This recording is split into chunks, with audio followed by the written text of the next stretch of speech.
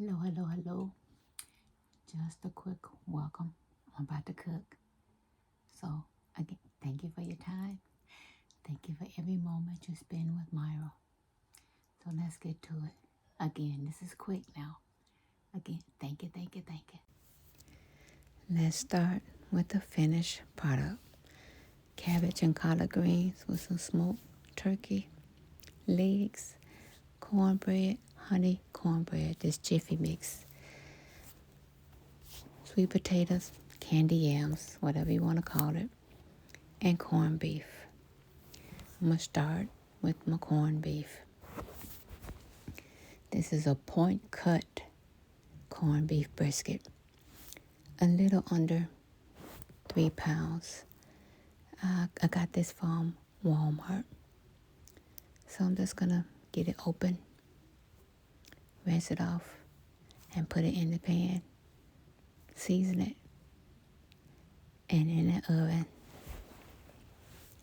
So I'm going to put it in this pan right now so I can get the seasoning out.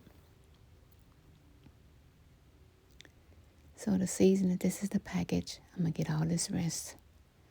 Yeah. So now I got it. Everything is rinsed. And I'm putting my brisket in. And I want the fat side facing up. Cut open this package of seasoning that came with the brisket, the corned beef brisket. And I'm just going to sprinkle this seasoning over the top.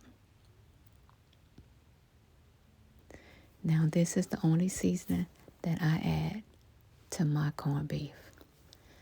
I'm going to add a cup of beef broth to the pan. For more flavor. Just more flavor. I did rinse it off, so I need some more flavor. And I'm not adding any more seasoning. I learned the hard way. Brisket be too salty. No, it don't. The seasoning that come with it is enough for me, more than enough. Just some beef broth. That's it. That's it. Again, for me. So my oven is preheated. I'm going to get this in the oven. And I'm going to leave it in there for about 90 minutes. Okay? Let's say it's been 90 minutes. So now I'm going to take it out. And get it flipped over onto my cutting board. And I'm going to cut it up. Well, I'm going to slice it right now. So it'll get tender faster. Because again, I'm going to cut it up anyway. It's not going to be left whole.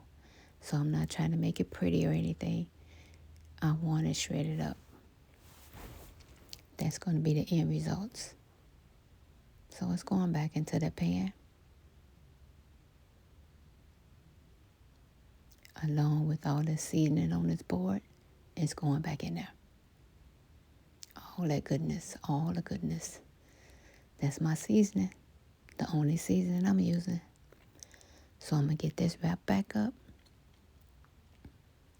And make sure it's in the center. Yeah, it's a man thing. It's a man thing for me. So I'm giving me another piece of foil just to secure the ends, the corners. It's sealed tight. Back in the oven for another hour. Okay, another hour has passed. So now I'm going to take it out. And it's not where I want it yet. It's not for me. Not for me. So I'm going to start to pull it apart and cut it up. Yeah, that's what I'm going to do. Because as you can see, it's not tender. By now, it should be. So I can't explain why this one is not where it normally be. But I'm still going to cook it some more. So the end results, it will be tender. This one just taking longer. Because normally a 3-pound brisket, 3.5 hours is done for me. But this one is all a little over 4 hours almost. Because it's going back in the oven. Yeah, for another hour after I get through with all this. Again, I want it to soak up the broth, and I want it tender. And this brisket will not be salty. So I pretty much got it where I want it. And it's going back into the pan.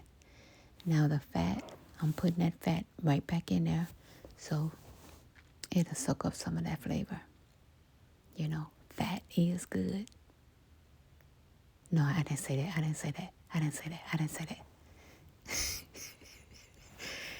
But it's going back into that pan. Yes, it is. It looked like a whole lot of meat, don't it? It looked like that's what it looked like. But it's not. Just get it down into that goodness.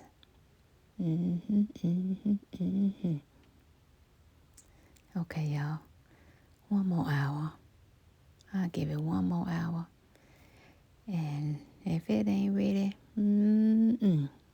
I can't explain it. But it's gonna be. So back into the oven it goes, making sure that it's sealed tight. Okay, y'all. That is. I gave it a taste, and it's tender. On to the potatoes. So, peel the potatoes using my potato peeler, which I don't really like this potato peeler. It takes too long for me. I'd rather use a knife, but since I'm doing a sweet potato and my potatoes are small, I want all my potatoes. You know, with the knife, you usually cut your potato and not just the skin. You get that potato cut up too. I don't want to cut off my potato, only the skin. So I'm going to do what I got to do, and that's use this potato peeler.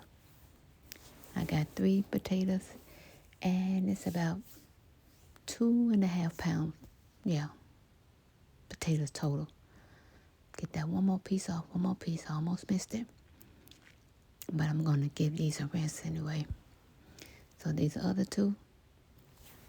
So what I did was cut these potatoes in half and then cut the halves in half. And then I started slicing. Yep, like chunks. They're not going to be pretty slices. Mine's going to be chunks.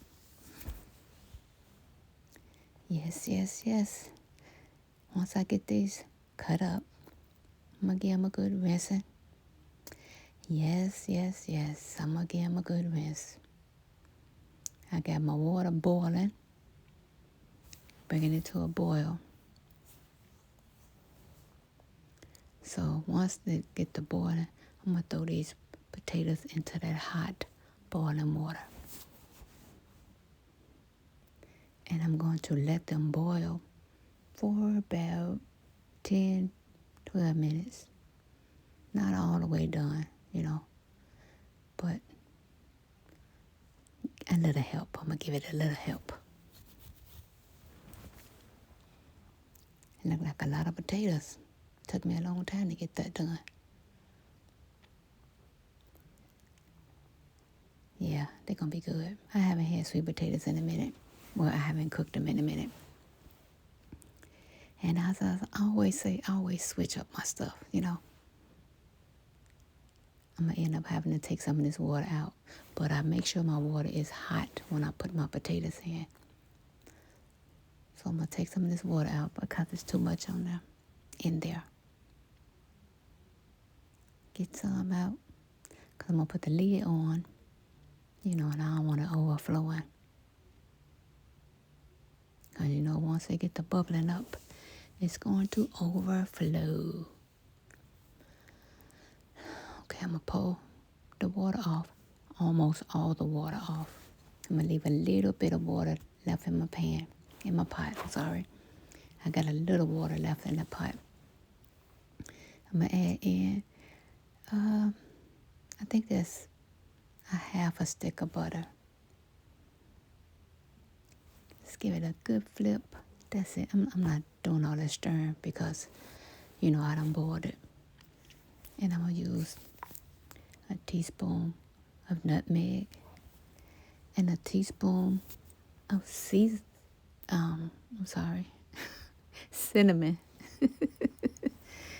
A teaspoon of cinnamon, a teaspoon of nutmeg, a teaspoon of cinnamon, and I got some brown sugar, y'all. I'm gonna use some of this. I'm just gonna use a teaspoon. Not that much, just a teaspoon. Because I'm gonna put some sugar in here. Again, I'm not trying to stir it too much. I don't want too much movement. And I'm starting with a half a cup of sugar. I end up putting more sugar in there, you know, make sure it's sweet. It's supposed to be sweet. Put the lid on it. Let it simmer down. That's done. I'm done with the sweet potatoes. Now I'm going to just make some cornbread. Jiffy Mix honey. I made this before and I like it. So make it again. The hubby like it too. Yeah, it's sweet, but we like it. So I'm going to try to get some of these lumps out before I add my egg in and my milk. Just beat it up a little bit. Because y'all know this stuff in the box, it had lumps and bumps and stuff. Get all that out. Because you want your mixture smooth. Well, I do. So I'm just adding my milk in a little at a time. Got the egg in. Instructions are on the box. Slowly add my milk in. I don't want my batter thin, y'all. I don't want no thin batter. So that's why I'm adding it in slowly. Although it says how much to put in. If I don't feel I need to put it all in, I'm not. And I didn't. So that's good enough for me. I melted some butter in my pan. And I'm going to add my mixture to it. My oven is still hot. And I'm going to put this in for 20 minutes. Yes, 20 minutes. That what works for me. And here is the end result. I put a little butter right there in that little spot where you can see light. That's why it looked like that. And cabbage and collards, I had some in the freezer, took them out and doctored it up. All I added was some garlic and green seasoning and some crushed pepper. That's it. Dinner is ready.